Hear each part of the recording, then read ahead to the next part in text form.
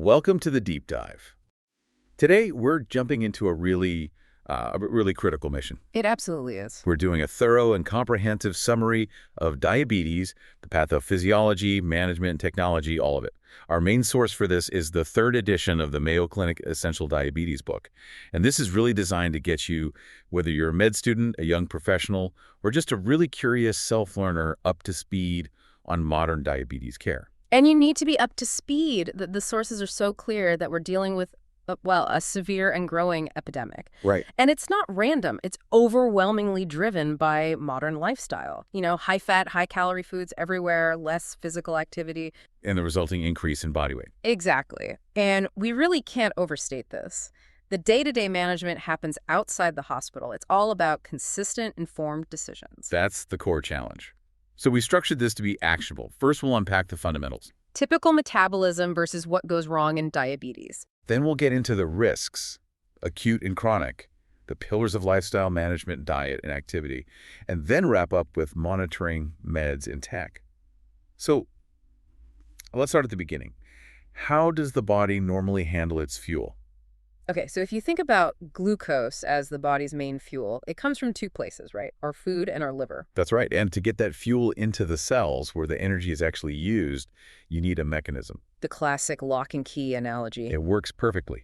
So the pancreas makes insulin. That's the key. Okay. Insulin travels through the body, and it unlocks these little access points on your cells, the receptors. And that lets the glucose in. It floods right in. And the liver, it's like this meticulous warehouse manager. Mm-hmm. When glucose is high, say, after a meal, it stores the extra as something called glycogen. Then when you're fasting. It releases that stored glycogen, keeping your blood sugar in that really tight standard range. So when we talk about diabetes, we're talking about a catastrophic failure in that whole system. A complete breakdown, which leads to hyperglycemia, too much sugar just sitting in the blood. The name itself, diabetes mellitus, even means honey sweet. Because eventually that excess sugar spills into the urine. And, how that system fails really defines the difference between type 1 and type 2. Okay, let's break that down. With type 1, it's an autoimmune problem. The body it attacks itself. It destroys the cells in the pancreas that produce insulin. So the key is just missing. Completely gone. Glucose is locked out. Now, with type 2, the key is still there. In fact, the pancreas might be working overtime, making tons of it. But the lock is rusted shut. That's a perfect way to put it. The cells become resistant to insulin's effects. And the source material really points the finger at excess weight, especially that abdominal fat, as a huge driver for type 2 resistance. It really does. That excess weight creates this systemic inflammation and messes with cell signaling. It just blocks insulin from doing its job. What's really scary is seeing it in kids now. It's alarming. Type 2 used to be an adult onset disease. Not anymore. We're seeing it more and more in children and teenagers. Let's shift to the risks. Uh-huh. It's not just about feeling bad day to day, it's the long-term damage. Yes. Think of unmanaged high glucose as like a corrosive sandpaper, just slowly eroding the fabric of your body. Wow. It threatens every single major organ. And here's the crucial takeaway for any learner. Keeping blood glucose close to that target range can slash the risk of complications by 60% or more. A huge difference. Okay, what about the most immediate acute risk?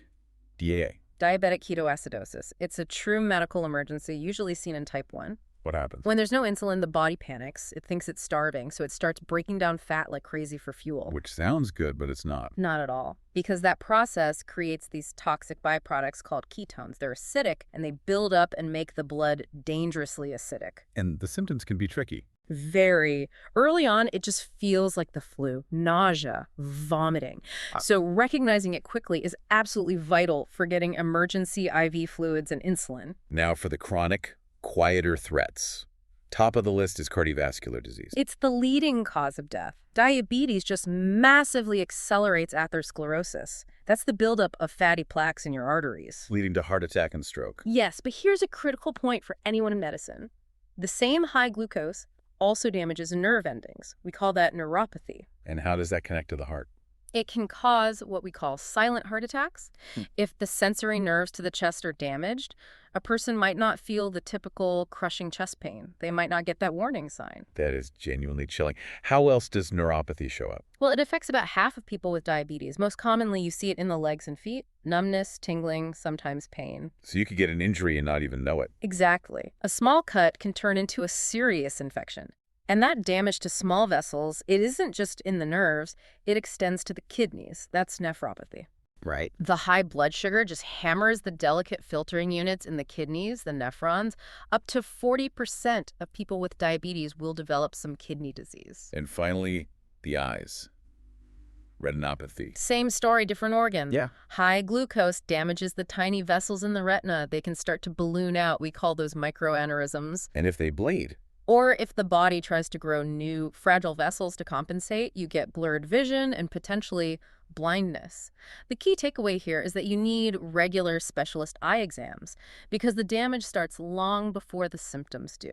It's so clear that successful management is a long-term game.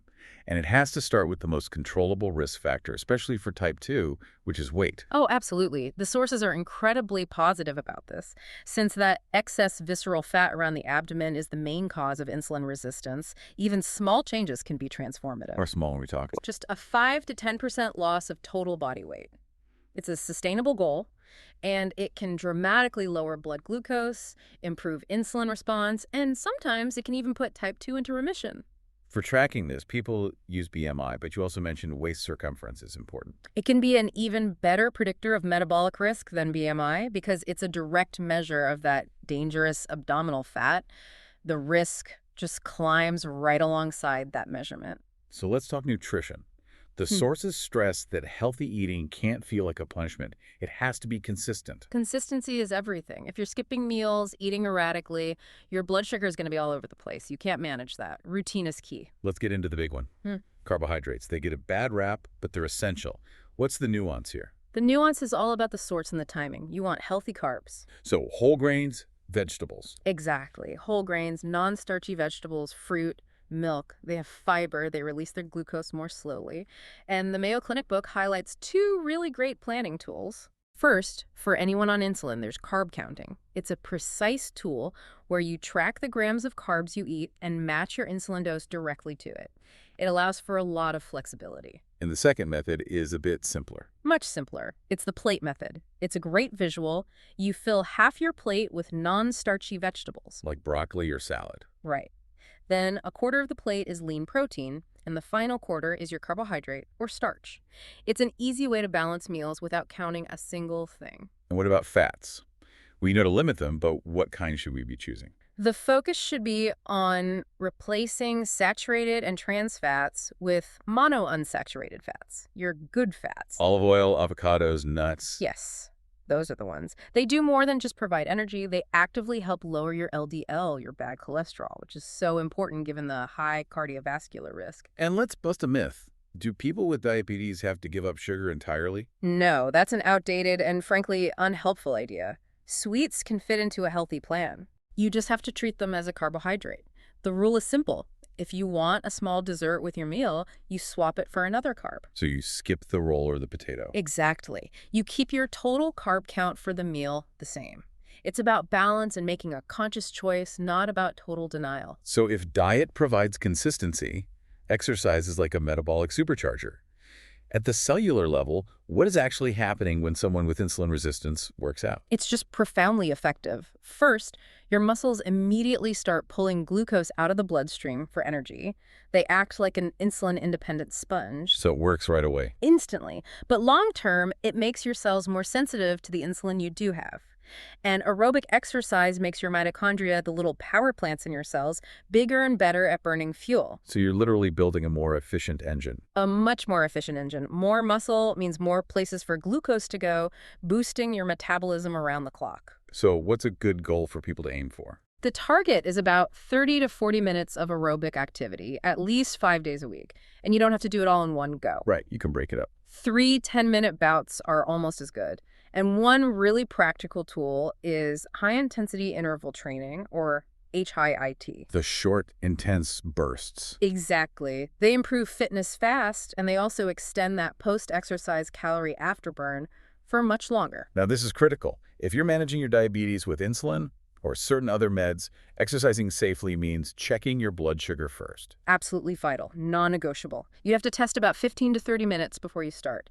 If your glucose is below 100, you're at risk for it going too low during exercise. You need a snack. A small snack, yeah. Yeah. 15 to 30 grams of carbs before you begin.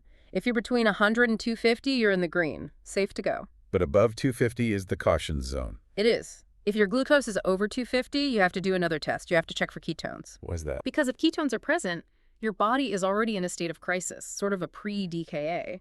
Exercising can actually make it worse. It can accelerate DKA. The goal then is to manage the high glucose, not to exercise. This all highlights the value of monitoring in general. Why is checking your blood sugar so powerful? It's your real-time feedback loop. It's the only way you know exactly how that stressful meeting or that slice of pizza or that walk you just took affected your body right in that moment. A quick practical tip, use the sides of your fingers, not the pads. Right, fewer nerve endings, it makes it much more comfortable. And for the bigger picture, the long-term view, we use the A1C test. Right, the A1C gives you your average blood sugar over the last 2 to 3 months. It basically measures how much sugar has coated your red blood cells. It's the gold standard for diagnosis and for tracking progress. It is. A diagnosis is usually 6.5% or higher on 2 separate tests, and the goal for many adults is to stay below 7%. Before we move on, let's just quickly cover low blood sugar, hypoglycemia, the warning signs. This is so important. Shakiness, dizziness, confusion, slurred speech. If you suspect it, check your blood sugar. If it's below 70, you have to act fast. What do? The 15-15 rule is a great guide. You eat or drink 15 grams of fast-acting carbs, like 3 or 4 glucose tablets, or half a cup of regular juice or soda. Then wait 15 minutes and check again. All right, so when lifestyle changes aren't enough for type 2, the next step is medication. And the first step is almost always metformin. Why is that? Metformin is just a fantastic first-line drug. It's effective, it's inexpensive, and this is key. It has a very low risk of causing hypoglycemia when it's used by itself. And it has a dual action. It does. It makes your body more sensitive to insulin, but it also tells your liver to release less glucose. It can even help with a little bit of weight loss. Is there anyone who shouldn't take it? Yes. The main caution is for people with advanced kidney disease. If your filtration rate, your GFR, drops below 30, it's contraindicated. So if metformin isn't enough, what other classes of drugs are there? We have several other tools. Sulfonylureas, for example, they basically squeeze the pancreas to release more insulin. What's the downside? The main risks are hypoglycemia and some modest weight gain. Then you have TZDs, which also improve insulin sensitivity, but they can cause some weight gain and swelling too. And then there's the newer class that's gotten a lot of attention, the GLP-1 agonists. They're really powerful. They mimic a natural hormone, so they only increase insulin when your glucose is actually rising. Plus, they suppress appetite. And they have other benefits beyond blood sugar. A huge benefit. They've been shown to reduce the risk of heart attack, stroke, and kidney disease progression. That makes them a top choice for patients who already have cardiovascular risks. Okay, let's turn to insulin itself. It's generally broken down into 2 types, basal and bolus. Right. Basal is your background insulin. It's long or intermediate acting, and it provides that constant 24-hour coverage to keep the liver in check. And bolus. Bolus is your mealtime insulin. It's rapid or short acting, and you take it just before you eat to cover the carbs in your food. Now, when someone is adjusting their own insulin doses, safety is obviously the top priority. What is the fundamental rule they have to follow? The absolute ironclad rule is this. Do not adjust any insulin dose up or down by more than 10% of the current dose at one time. Okay. And you have to see a pattern. You need to check your values for 3 days in a row before you make a change. Is there any exception? The only exception is for low blood sugar. If your glucose drops below 70, you don't wait. You reduce the insulin dose that's causing it immediately to prevent it from happening again. Finally, let's talk about technology. CGMs have been a game changer. Continuous glucose monitors, yeah. They've revolutionized daily life. It's a tiny sensor under the skin that gives you a glucose reading every few minutes. And the alerts are the key feature. The alerts are a lifesaver, especially for people with hypoglycemia unawareness, people who don't feel their lows coming on. The trend arrows also let you be proactive, not just reactive. And the most advanced tech combines a CGM with a pump. Right, the automated insulin delivery, or AID systems, they create a hybrid closed loop. An algorithm uses the CGM data to predict where your glucose is headed and automatically adjusts the basal insulin from the pump. Who are those best for? They're especially helpful for people, often with type 1, who have a lot of glucose variability or struggle with overnight lows, even with really intensive management. This has been a true deep dive. We've gone from the molecular level, that lock and key failure, all the way to predictive algorithms. It's a lot to cover. It is. But what really comes through from the sources is that you need a comprehensive approach. It's not just one thing. It's those 4 pillars. Yeah. Healthy weight, consistent diet, regular activity with careful monitoring, and precise medication and technology management. And at the end of the day, knowledge is your most powerful tool. Managing diabetes is a lifelong juggling act, no doubt about it. But being proactive using these tools, working with your care team, that's what gives you the best chance to thrive and, really slash that long-term risk of complications. So to reinforce some of these critical principles, especially around safe insulin adjustment, here's one final question for you to consider. Let's say you have a healthy 40-year-old recently diagnosed with diabetes. Their targets are pretty standard. Fasting glucose between 80 and 130, and an A1C target of less than 7%. This patient is on metformin and a long-acting insulin, but they consistently wake up with a pre-breakfast blood glucose of 160, and this is after fasting for 8 hours. So which of these interventions would be the safest and most logical first step, according to those principles we just discussed? Is it A, increase the morning dose of metformin? B, increase the long-acting insulin dose by 10%? C, stop eating carbohydrates after 8 p.m.? Or D, decrease the long-acting insulin dose by 2 units. We hope this deep dive empowers your study and informs your practice. Until next time, stay well and keep learning.